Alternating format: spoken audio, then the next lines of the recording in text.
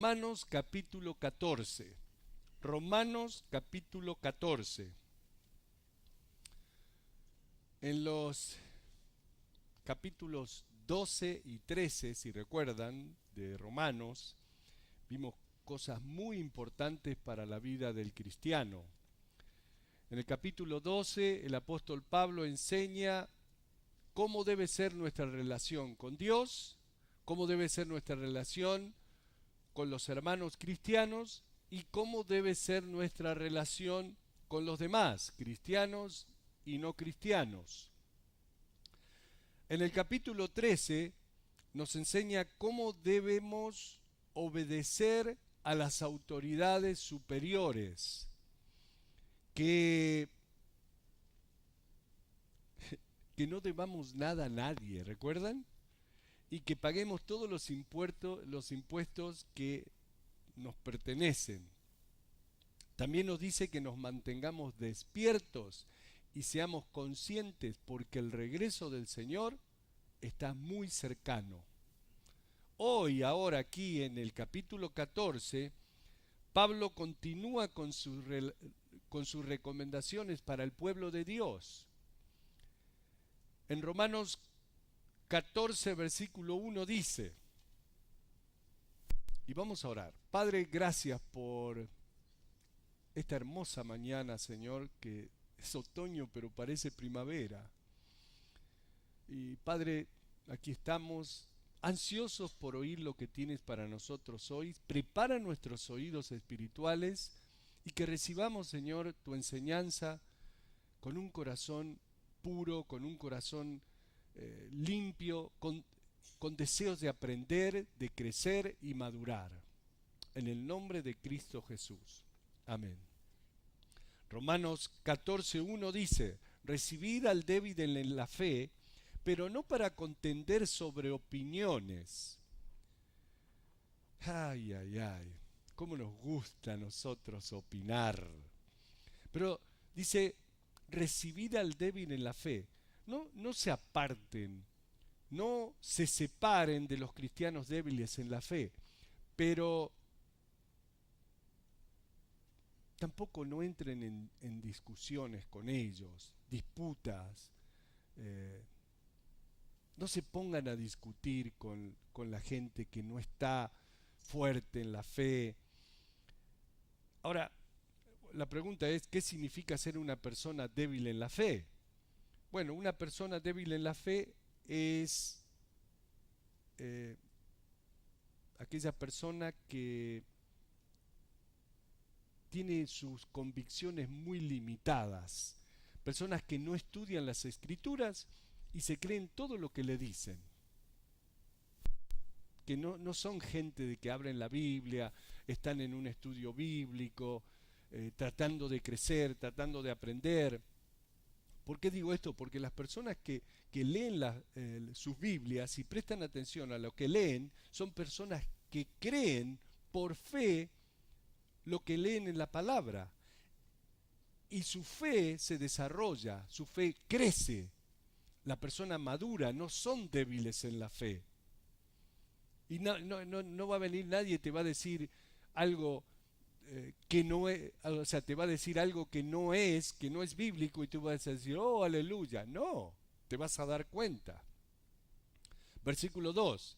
Porque uno cree que se ha de comer de todo, otro que es débil come legumbres. Bueno, fíjense hasta en lo que se fija Pablo, ¿no? Que son cosas que nosotros siempre tenemos problemas y disputas con otros. Hay algunos grupos religiosos hoy en día que han creado un dogma sobre la alimentación. Prohíben a su gente, a sus seguidores, comer cualquier tipo de carnes y defienden su posición de ser vegetarianos. Hay otros que creen que debemos seguir la dieta que exige la ley de Moisés. Por lo tanto, no debemos comer camarones, langosta, carne de puerco y todos los otros animales que, según el Antiguo Testamento, eran inmundos.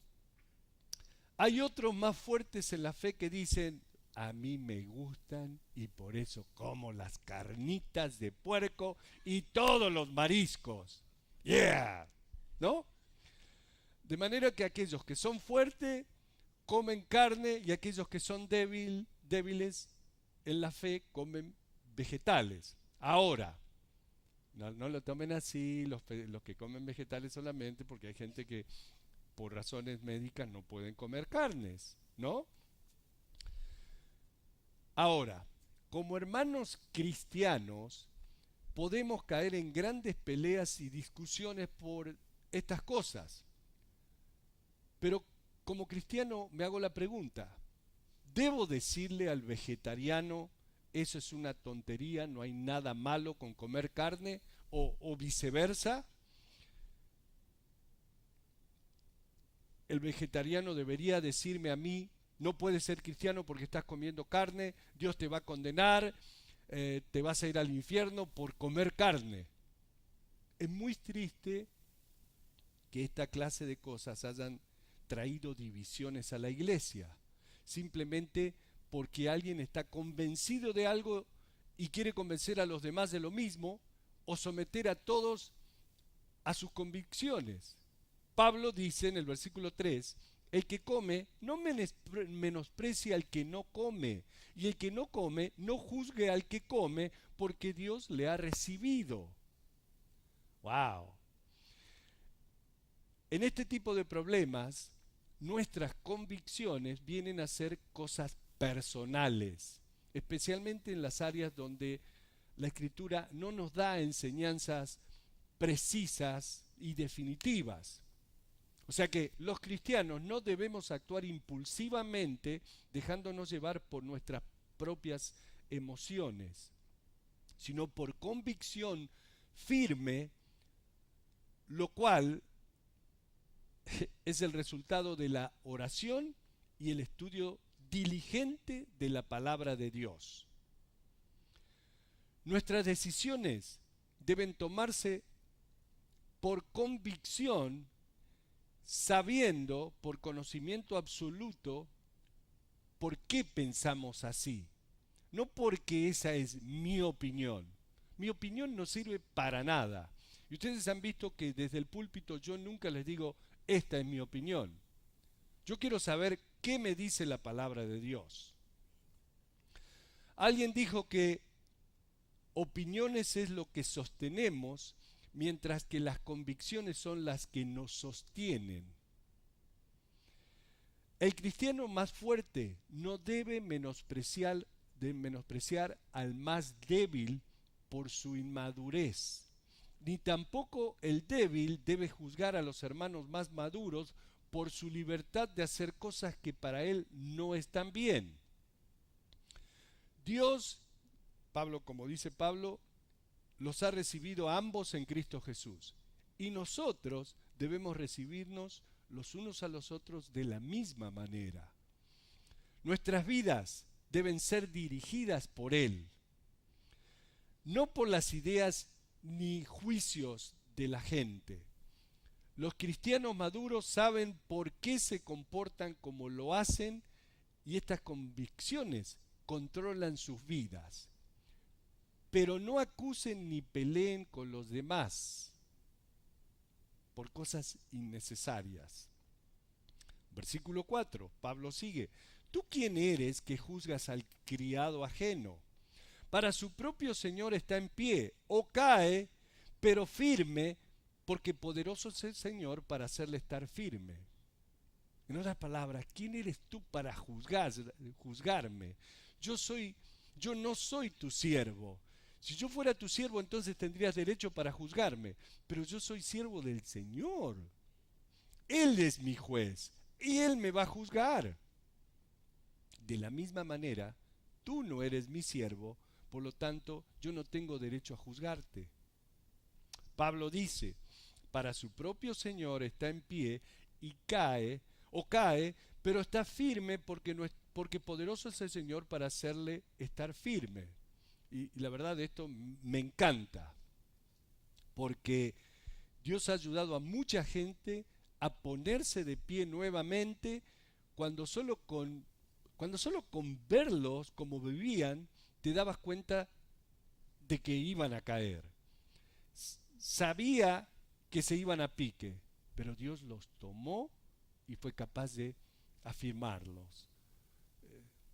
Y yo creo que todos somos testigos de eso, de nuestra propia vida, porque a todos nos ha rescatado Dios. Versículo 5. Uno hace diferencia entre día y día, otro juzga iguales todos los días, cada uno esté plenamente convencido en su propia mente. Ahora la pregunta, hablando de días y qué día este, día el otro. ¿Qué día de la semana adoramos al Señor? ¿Sábado o domingo? Amén, esa era la que quería escuchar. Hay quienes adoran a Dios en el día sábado, ¿ok? Por supuesto, siguiendo las costumbres de los judíos, en la que el día comienza para ellos con la puesta del sol y empiezan a adorar a Dios en el atardecer del día viernes, desde que se pone el sol, y adoran hasta la puesta del sol del atardecer del sábado. También, y esta es otra que algunos se van a reír, en los países de habla inglesa, hay quienes son muy apasionados en su sentimiento de que el sábado es el día único para adorar al Señor. Y si tú adoras al Señor el domingo, para ellos es lo mismo que tomar la marca de la bestia. Porque para ellos el domingo en realidad es el día del Dios Sol, por la palabra Sunday, ¿no? Sunday, día del sol, en inglés. Por lo tanto, para ellos debemos adorar el sábado. Pero lo que ellos no dicen es que el sábado es el día de Dios Saturno, de la palabra Saturday en inglés. Ay, tenemos que tener cuidado cuando abrimos la boca. Uno hace diferencia entre día y día, otro juzga iguales todos los días. Cada uno esté plenamente convencido en su propia mente.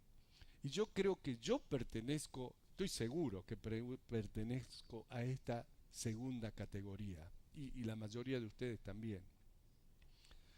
Otro juzga iguales todos los días. Y sí, por supuesto, no tenemos problemas por el día para adorar a Dios. Yo adoro al Dios el día sábado, el lunes, el miércoles, todos los días.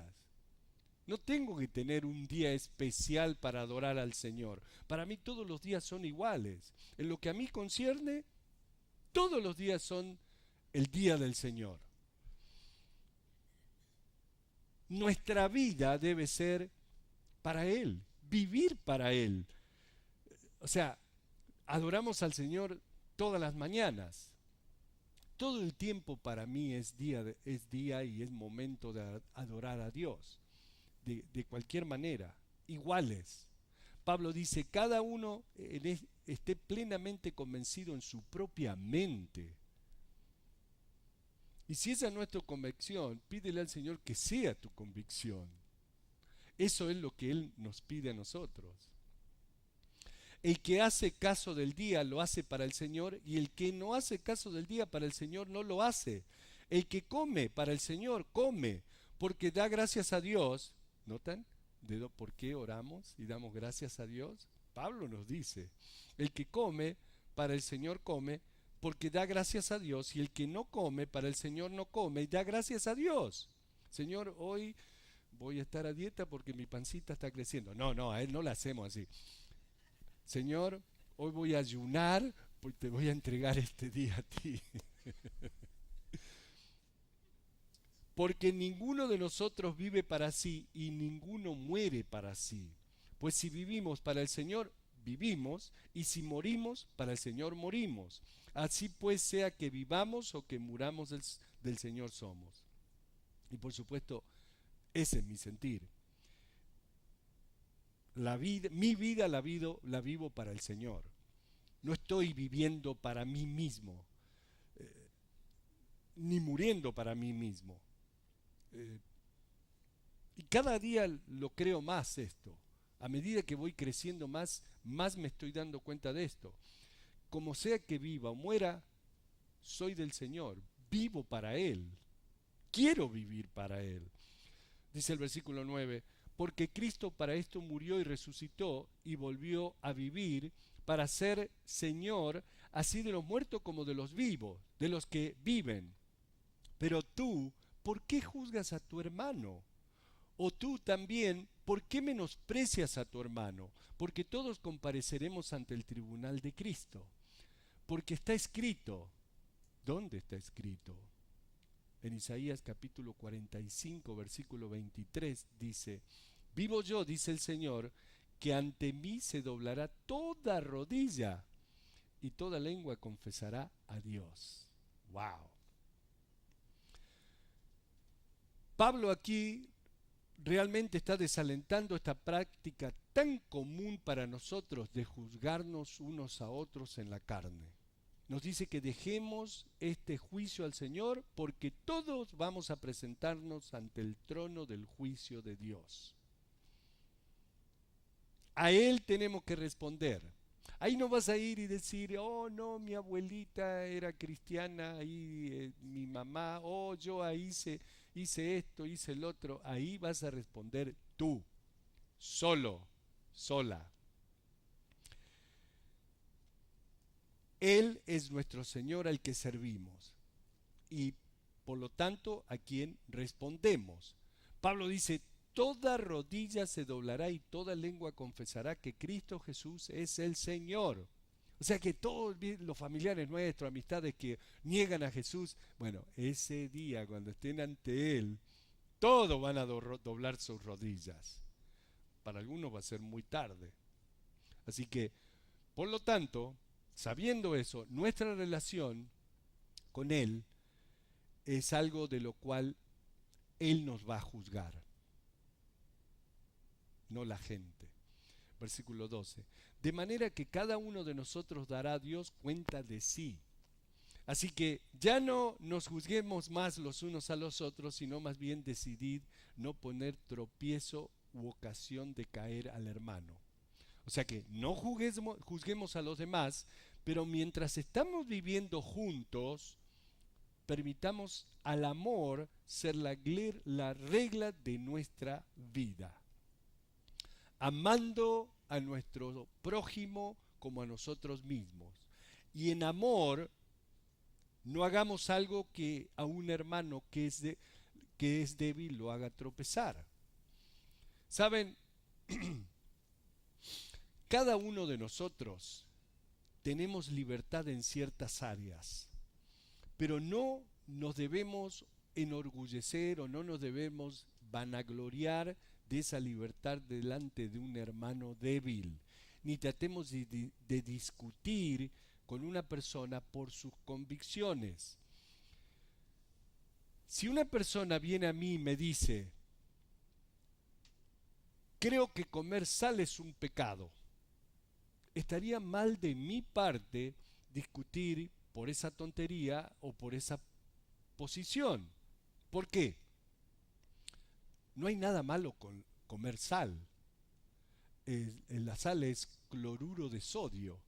Lo único malo es que si consumes mucha sal, te puede producir un poco de hipertensión y puede afectar a tu corazón. Todos sabemos eso. Pero si la persona siente que es pecado comer sal, para él es pecado, porque esa es la manera que él lo siente. Y si yo voy y le digo que un buen pedazo de carne sabe más rico con un poco de sal, y le echo sal, y él lo prueba y le gusta, en realidad estoy animándolo a hacer algo en contra de sus convicciones. Y si él toma esa carne y dice, está re buena, pero porque tiene esa convicción de que la sal es mala, cada vez que coma algo con sal puede pensar, estoy pecando, soy un pecador. De manera que ahora está en problemas con su conciencia y yo lo he hecho tropezar. ¿Lo ven a lo que voy? Yo he sido la causa de su tropiezo. Así que más vale me callo la boca y si quiere comer la comida desabrida, eh, allá tú. No voy a tratar de convencerlo y sacarlo de sus convicciones. No creo que ese sea mi lugar hacerlo. No estamos para poner piedras de tropiezo o ser ocasión de hacer caer a uno de nuestros hermanos. Pablo dice así que ya no nos juzguemos más los unos a los otros, sino más bien decidir no poner tropiezo u ocasión de caer al hermano.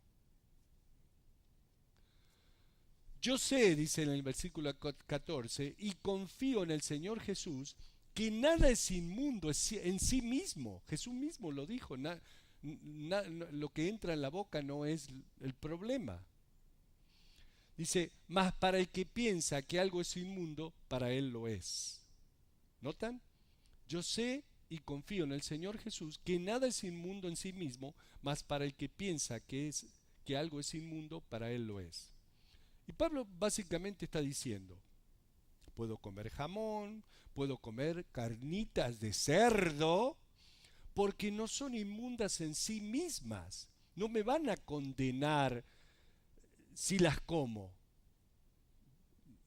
La manteca sí me va a enfermar el estómago porque lo hace, pero no es pecado. Yo sé y confío en el Señor Jesús que nada es inmundo en sí mismo, mas para el que piensa que algo es inmundo, para él lo es. Y Pablo aquí está haciendo alusión a las comidas. ¿Por qué? Porque en esa sociedad en que vivían, en ese tiempo ofrecían sacrificios de animales a ciertos dioses paganos. Y por lo general, parte del ritual era cocinar una parte del animal sacrificado y la otra parte venderla en la carnicería para el consumo de la gente. Claro, aquellos que habían practicado esos rituales antes de ser cristiano, ahora que eran cristianos tenían problemas para comer esa carne que había sido ofrecida a ídolos. Por eso Pablo les dice que nada es inmundo en sí mismo, pero si para ti es inmundo, hey, no lo comas. Ahora, ese es un problema de la fe. Gente que es débil en la fe, gente que es inmadura, gente que hoy todavía tenemos en el cristianismo. Y perdónenme, pero en esto creo que la iglesia ha hecho un gran perjuicio predicando convicciones en la gente acerca de las cosas que hacen, pero que no tienen nada que ver con la salvación. Hoy en día tenemos varias cosas que se predican o se enseñan, se practican en algunas iglesias que no tienen nada que ver con la salvación de las personas. Se pone tanta atención y se le da tanta importancia a esas cosas que la palabra de Dios pasa a segundo grado. Eh, con mi esposa tenemos una vecina, como somos una hermana de una iglesia, que la iglesia impone una dieta alimenticia, se las impone. Les ordenan qué pueden comer y qué no pueden comer. Estaría bien si por razones de salud te aconsejarían que mantengas una dieta sana, está bien, pero no que te ordenen qué debes o qué no debes comer. Además, esta hermana no puede usar pantalones y en la iglesia tienen que usar el velo o la mantilla sobre su cabeza. Tampoco puede pintarse ni hacerse un peinado de peluquería. ¿Ok? Pobrecita, ustedes no se imaginan la carita que tiene. Tienen un montón de restricciones, pero en el culto pachanguean, digo, en el culto danzan. Es permitido danzar. Y a ella le gusta eso. El marido no le gusta mucho, pero... ¿Saben? Nosotros creemos que todas esas cosas que uno ve en diferentes iglesias, nosotros creemos esto, que si lo enseñó Jesús en los evangelios y lo practicaron los apóstoles en el libro de los Hechos, está bien. Y nosotros también lo practicamos. Pero en ninguna parte de los evangelios veo que Jesús enseñó que debíamos danzar durante el culto, ni los apóstoles danzaron en todo el Nuevo Testamento, no solamente en el libro de los Hechos, en ninguna parte. Pero eso hoy en día está muy de moda y la gente lo disfruta en muchas iglesias. Ahora, Pablo sí nos dice que podemos comer todas las comidas. Dice, yo sé y confío en el Señor Jesús que nada es inmundo en sí mismo, mas para el que piensa que algo es inmundo, para él lo es. Versículo 15. Pero si por causa de la comida tu hermano es contristado, es apenado, entristecido, ya no andas conforme al amor. No hagas que por la comida tuya se pierda aquel por quien Cristo murió. ¿Se notan lo que nos está diciendo directamente? O sea que no nos debemos enorgullecer de nuestra libertad cristiana delante de nuestros hermanos, de nuestros hermanos más débiles. Si algo le ofende, si algo le hiere en su caminar al ver mi libertad, entonces yo no debo ejercitar mi libertad delante de esa persona. ¿Por qué razón voy a destruir aquel por quien Cristo murió? Dice Pablo. Solo porque yo me siento bien con mi libertad para comer carne cuando quiera. Versículo 16. No sea pues vituperado vuestro bien, no sean descalificadas tus obras. Porque el reino de Dios no es comida ni bebida, sino justicia, paz y gozo en el Espíritu Santo. O sea que estos no son asuntos relevantes del reino. No son cosas importantes, aunque a la gente le gusta hacerlo, pero no lo son, sino justicia, paz y gozo en el Espíritu Santo. Hermanos, eso sí es importante. Que conozcas el gozo del Señor, que haya justicia, que seas una persona recta. Porque, versículo 18, el que en esto sirve a Cristo agrada a Dios y es aprobado por los hombres. Así que sigamos lo que contribuye a la paz y a la mutua edificación. No destruyas la obra de Dios por causa de la comida. Todas las cosas a la verdad son limpias, pero es malo que el hombre haga tropezar a otro con lo que come. De acuerdo al apóstol Pablo, es una maldad de mi parte si ejercito mi libertad de manera que ofenda a un hermano en Cristo más débil. Versículo 21 dice, bueno es no comer carne ni beber vino, ni nada en que tu hermano tropiece o se ofenda o se debilite. Por lo tanto, vivo en la ley del amor, una vida más cuerda o más piadosa que mis propias convicciones. Porque en mi caso, como pastor, no me gustaría hacer algo que pudiera hacer tropezar a alguien. Porque si bien tengo una libertad personal para hacer ciertas cosas sin estorbar a mis hermanos en Cristo Jesús, no las haré por amor.